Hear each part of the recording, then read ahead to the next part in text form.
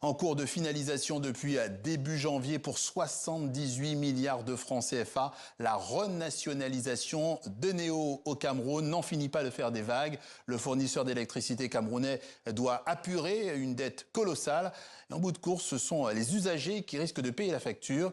Des usagers déjà excédés et largement lésés, disent-ils, par un service qui laisse à désirer. Un reportage TV5 Monde sur place à Yaoundé. Des images devenues virales sur les réseaux sociaux illustrent ces tensions persistantes entre une entreprise Eneo qui affirme intensifier la lutte contre la fraude et des clients excédés par la qualité du service, comme ici, dans ce quartier du 3e arrondissement.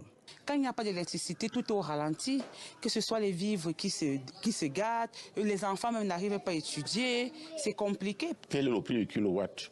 Difficile à comprendre. Parfois, on ne veut même pas relever, mais vous avez les factures. On vient donc relever, vous demandez même que ça se passe même comment, vous recevez seulement les factures.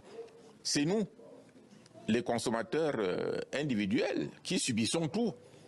Est-ce que l'État même paye déjà ses factures? Le paiement des factures des entreprises publiques figurait parmi les principaux points de discorde entre l'État et son ancien partenaire, selon cet expert du secteur. Les édifices publics qui sont là, les ministères, les hôpitaux, chacun doit payer l'énergie comme il se doit, mais ce n'est pas le cas au Cameroun. Et je crois que la reprise là ne donnera pas l'occasion à ces gens-là de continuer à faire ce gaspillage.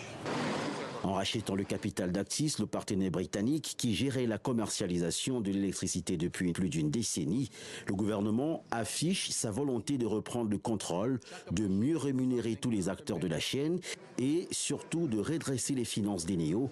Il faut donc rétablir l'équilibre du secteur de l'électricité. La dette aujourd'hui, c'est pratiquement 800 milliards et la dette bancaire, elle a un poids suffisamment consistant. L'engagement ferme et fort du gouvernement est que chacun paie sa facture d'électricité.